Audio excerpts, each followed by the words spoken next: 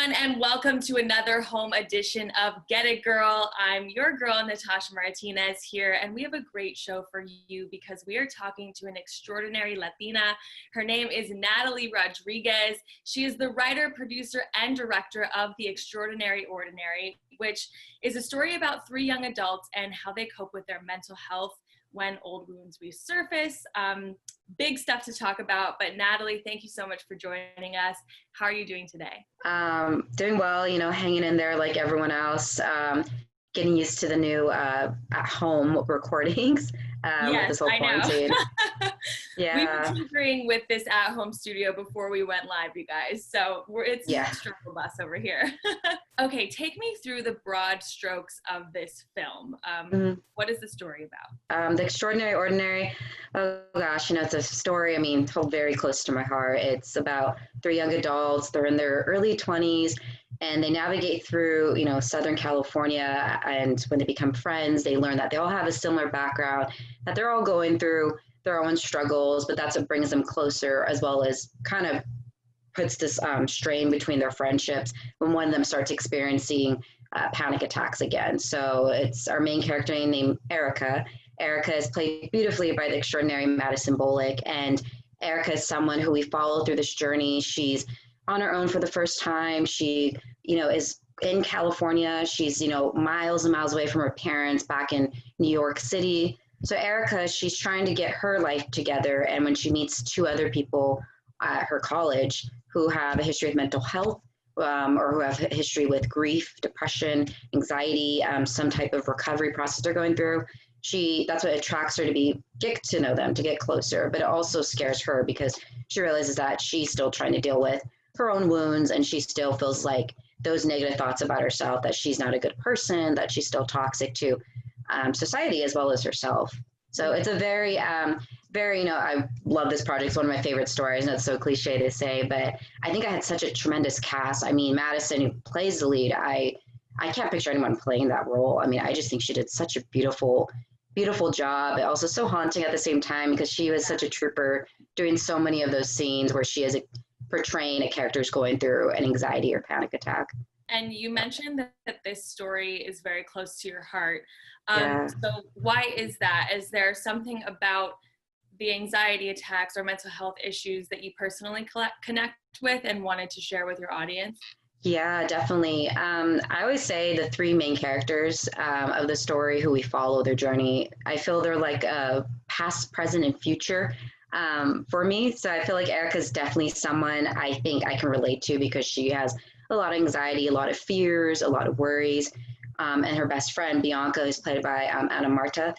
She's actually a former Get It Girl. She's a former Get It Girl host, but Anna's character, Bianca, she's like kind of more in the moment, very free-spirited. And Bianca's very like, hey, let's not let our past, define us. So I feel like Bianca's someone I always aspire to be. It's yes, I feel like we all have a Bianca's attitude in us.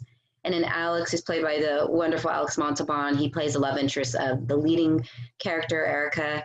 Alex is, I feel he's still someone that's trying to identify himself. He's still trying to figure out if he wants to be more on the free-spirited side like Bianca, or he's someone who's still stuck trying to deal with his own personal matters like Erica is. So I definitely think they kind of represent all three of that, the past, present, and future. And I think I can definitely, for sure, I can definitely relate to what they're all going through. The anxiety, the grief, the sadness, especially I think being in your early 20s, I think it's such a transition going from that teenagehood and transition to college and being on your own for the first time. Absolutely. That transition is rough. And I feel like we all, in a way, feel like we're in a transition right now, given what's going on with COVID-19 and just the rest of everything going on in the world and in America. So do you hope that this film can maybe help people unravel some of these mental health issues that are going on with coronavirus and the stay-at-home orders that they would have otherwise not thought, hey, I have to check in on my mental health? Oh, definitely. I think it's especially more so than ever. We read online, I think they said anxiety, depression's at its highest in the past. I don't know if they said 100 years, but it was something like that. And I was shocked to see that. So we've been getting positive responses. To be honest, I was nervous about having the film released during a pandemic during quarantine, because it deals with very sensitive subjects. I mean, we do see, some lighthearted moments in the film, but it does deal with some heavy, social issues like mental health conditions, recovery. So I was definitely worried, but I think with the responses we've been getting such positive feedback. And I think when I see those, I try not to read reviews, but I know I had some cast members like screenshotting, sending me reviews. It made me feel so happy. I was like, oh, okay. It definitely seems like more people want to hear about mental health, because I think they're identifying themselves or they're, realizing people are going through a harder time right now because of quarantine, or because, they're away from family and friends and their loved ones. So I definitely hope that continues. Even after we're out of quarantine, I hope a lot of people can resonate with, the themes from the film.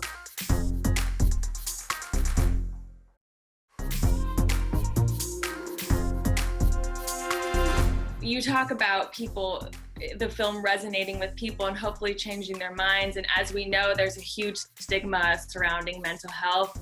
Yeah. I found that even with my own friends, when we're talking about how we're doing, we still tiptoe around, I might be feeling kind of depressed or kind of anxious. Like, we can't just flat out say, like, this is how I'm feeling. Why do you think that it is still such a struggle, even after so many stories and films like yours are showing people that, hey, everyone deals with mental health issues or even illnesses? Why do you feel like it's such a struggle still to get rid of that stigma? And what do you hope is something that will conquer that? Yeah, I always ask myself that same question too. I think stigmas, unfortunately, they're just, God, I think they're just going to be there, because I think it does come from a lot of the shame, whether it's the person themselves, they're afraid to admit to themselves, like, hey, I'm feeling anxious, or I'm not okay upstairs. I think a lot of that comes from, things we see in the media, things we hear, others talk about. Like, I have some people in my life where they're like, oh, you don't go to therapy, you just like take, do this, go meditate, it'll be fine. But I think it's because a lot of people aren't informed about like how, no, like mental health, it is definitely like, it can be a chemical imbalance where someone does need to get further help, or, go on medication, or they have to, do a little bit more to kind of like, maintain a healthier lifestyle. So I'm hoping what changes over time. From what I've been seeing with this pandemic, personally, from family and friends, I've had a few friends start going to counseling. So it seems like a lot of people are recognizing like, oh no, I really do need to get help. And I don't know if it's because they're alone more, or because, and I'm guilty of this too, we're on our phones more, we're reading more stuff. So I think it just it seems like, just from my friends going to therapy during this pandemic, it seems like it's because they're doing the research. They kind of want to know like why they're feeling a certain way. So I'm hoping with this pandemic that it is informing people, and as well as showing people like it's okay to get help, or, hey, like mental health is a serious like matter that should be talked about. We go to the doctors to get an annual checkup. So it's like, why not we do that with, our minds, and kind of like find ways to have a healthier lifestyle. Exactly. And I definitely want to touch on the Latino community as well. We definitely have a hard time admitting to mental health issues. Was that something that you ever struggled with in your own upbringing? And I don't know, has your family seen the movie? Are they supportive of you being so open about these issues? Yeah. I feel like it's some family, it's a hit or miss. I'll be the first to admit that. I was actually nervous. So my intermediate family didn't see the film until last summer. It was almost a year ago. It was at our world premiere at the Los Angeles Diversity Film Festival. And I remember I was so casual, but like, oh, you guys can come if you want. And most of my family showed up for my mom's intermediate side. Mm-hmm. So I was nervous because that was the first time I had to sit in the theater with all the family, and I was like, oh gosh. I was like, I talk about, some heavy subjects, but I was very amazed how supportive they were. Cousins I hadn't seen in a few years showed up. They were posting and tagging, and a lot of them came up to me afterwards saying, oh, this is my favorite part in the scene, or how come like they did this? So they actually had legitimate comments or questions. And I remember feeling like, oh yeah, you did pay attention.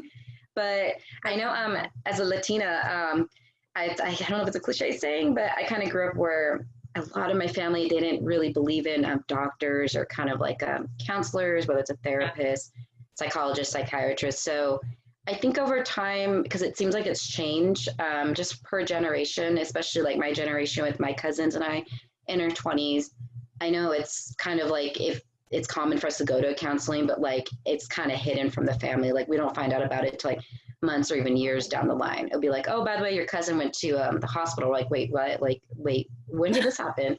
So it's kind Yeah. of, I think there's still some shame, which I totally get. And it's a private matter too. So I'm always like, if I hear those kind of things, I'm like, well, maybe it's a private matter. Maybe the person, the individual who was seeking treatment or some sort of help didn't want anyone to know. So I'm hoping that does change because I feel a lot of my work does deal with, especially this film, the social issues of mental health and kind of wellness and recovery process. So I know a lot of my relatives watched it opening weekend last week. So I'm curious to see if they have anything to say further when I see them next time, because I think they're starting to slowly open up just because of, again, I think this pandemic is putting a lot of people to the test with their own mental health right now.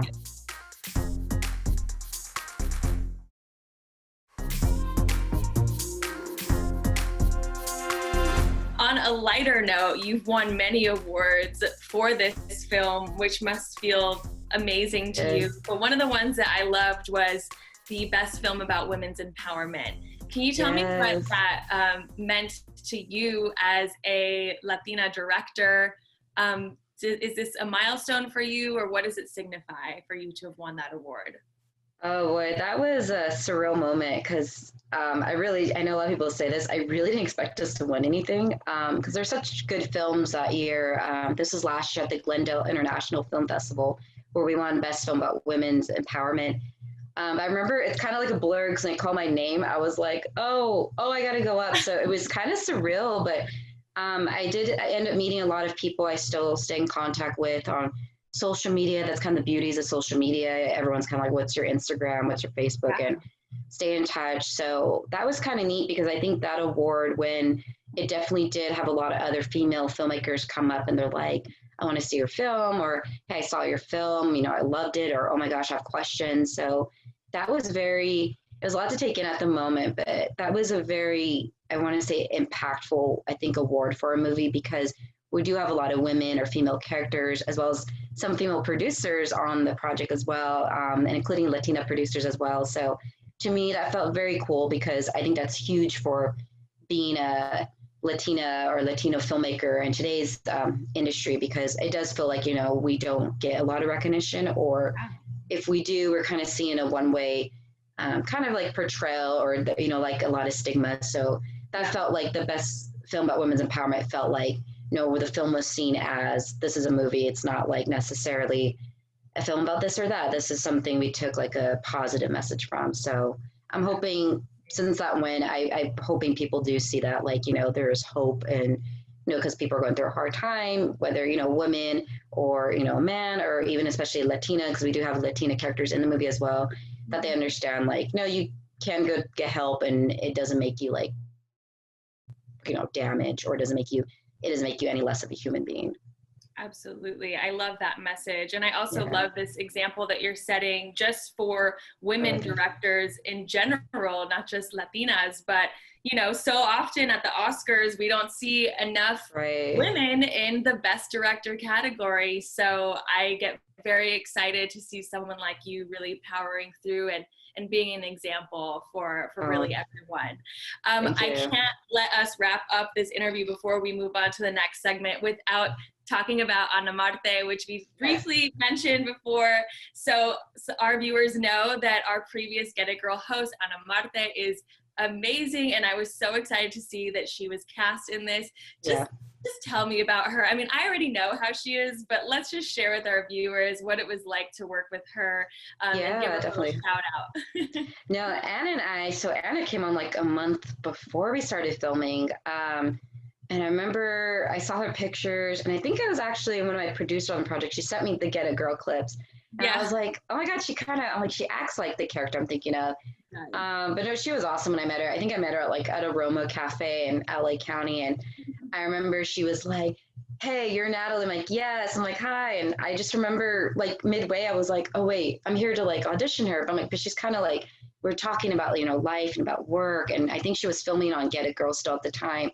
I think she was on hiatus, but no, she's a powerhouse. I mean, I remember that was kind of her thing on set. It was like, she would always ask me, can I try this way? And I'd be like, yes, let's do this way. And then we'll try this. So she was down to do anything. I mean, to try saying line a certain way, to ad lib, which is improvising, saying lines or dialogue, or doing certain things in a scene that aren't in the script. So definitely she, I mean, was a go-getter. I mean, she's someone that, I mean, she's meant to be she's a superstar. She's meant to be a star. So it's definitely, I mean, I think, you know, she brought so much life to that role. I mean, there's a lot of lines in this script, or the character Bianca in The Extraordinary Ordinary, which I didn't understand until kind of Anna filled in those shoes, because it seemed like Anna, she just had her teeth sunk into that role. She was like, I know what's best for the character. I know what this character needs to do or say to, you know, help drive the story. And I definitely, that's what I love when I'm directing actors, is that they want to try new things, or they're just so invested that like, you're like, I don't know if you're in character or if you're just kind of like, you know, this is you improvising. So Anna definitely, I think she kind of reminded me on set. She was like half, they call it Meisner technique, where an actor tends to stay in character on set.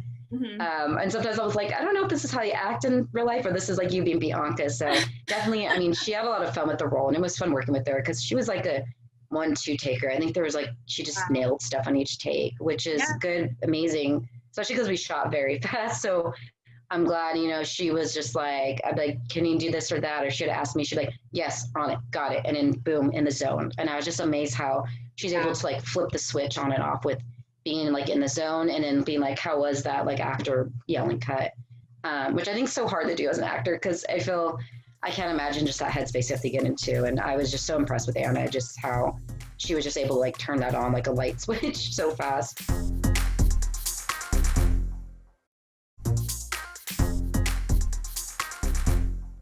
Okay, so before I let you go, I do have a little game that I would love to play with you. Oh, I love games. You know, quarantine can be heavy, but we're gonna make this a little bit fun. We're gonna do some quarantine trivia, and you gotta be honest with me here, okay? Okay. Both are list of questions. I'll give you an A, B, C. You tell me which one it is, all right?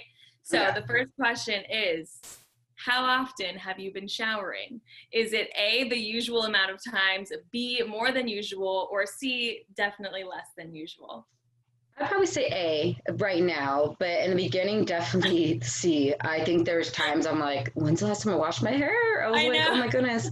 That, or I'll be honest, I was so lazy to get up and do it. I just felt like, it felt like I had to go running for a marathon or something. I know. It's gotten better. It's gotten better, because my mom would make comments. She's like, your hair is greasy. What are you doing? I'm like, I haven't washed it in like 2 weeks. I was like, I just don't want to. Listen, it's a lot of work, and you're just at home, so why not? But I get you. It's getting better. I feel like slowly I'm like, okay, it's getting to the last part of the year. I can't be lazy and not showering. Oh, and no, I feel you. All right. How many fights have you had with the people you were in quarantine with? First of all, are you quarantining by yourself, or do you have anyone that you're living with right now? Roommates. I do have roommates. I have 5, but 2 of them aren't here so much. They kind of do their own thing, but no fights actually. Okay, good. Everyone kind of does their own thing. We're kind of in and out of the house. If we see each other, it's like passing through. One's like going to dinner, and the other's like going to the room just to like relax, which I'm fortunate. I can't imagine having fights with the roommates right now. So no, I mean, they're so great. So I got lucked out there. I'm counting my blessings as well. My roommate and we got so much closer in quarantine, but she's heard like her other friends who have roommates, and they're just like butting heads. No, I can imagine. My roommate is walking in right now. Oh, nice. Hey, roomie, I was just talking about you. All right, so we'll move on to the next question. What has been your guilty pleasure during quarantine? Is it watching bad TV, becoming a Zoom addict, or being in PJs every day of the week or month? Definitely, I want to say TV. I've had this I actually did a tweet about it yesterday. I've had this like niche for just like watching bad, like any like horror films. I don't know, scary movies right now. They've been helping me get through this quarantine. Like yesterday I was watching some of The Walking Dead, and I watched it's called House. It's like an 80s film, and I just think, because I turn on my Fire Stick, I mean, thankfully for like Fire Stick TVs nowadays, but I just was like, oh, this looks interesting. So if it's like, what is this? I'll just watch it. So I've been having like marathons of that. And that definitely, I think it's slowed down a bit, but like, I mean, first 3 weeks of quarantine, I was just like, I felt I was watching around the clock, and my mom would be like, what are you doing? I'm like, nothing. And she's like, why are you watching like horror films? She's like, I could see, because we share our Amazon account. She's like, I can see like all these weird movies popping. I'm like, oh, I'm like, yeah, I'm just, watching, because I don't know. I'm just like, leave me alone. So definitely that Let me do my thing. Yes, I don't know why, but maybe it's because it's one of those, sometimes they're so over the top, these scary movies, so they take you like out of your reality. And there's a debate on Twitter right now, like why people are watching particular shows or movies. So I'm assuming that's why too. It's a different universe, and you're like, let me just go there for a bit, not think about like the insanity down here, in today's like world. For sure. Listen, I love scary movies. If you need a good scary movie recommendation, you should watch The Relic. I'm blanking on the director's name. It is a female director, though. She's from Australia. Oh, nice. So okay. Good. The Relic. I'll have to check Natalie, it out. I have loved chatting with you. I feel like I've learned so much from you, and I'm definitely going to get on my bad scary movie binging habits for the rest of this. Do it. Do it. So, yeah, thank you for joining us, and thank you everyone for staying tuned and watching. Make sure to follow us on Get It Girl TV and LATV Network. Natalie, how can they follow you? Definitely. If you have Instagram, I'm a little more active there. You can follow me at Nat Christine Rod. Christine's about the CH. Or Twitter. You have some horror movies you want to recommend, or you want to talk about films, you can tweet me at Nat Chris Rod. And again, Chris is going to be with the CH. So definitely feel free to reach out. Awesome. And everyone, go stream The Extraordinary Ordinary. Leave a review. You guys, thanks so much for joining us. We'll see you next time. In the meantime, be safe out there. Bye.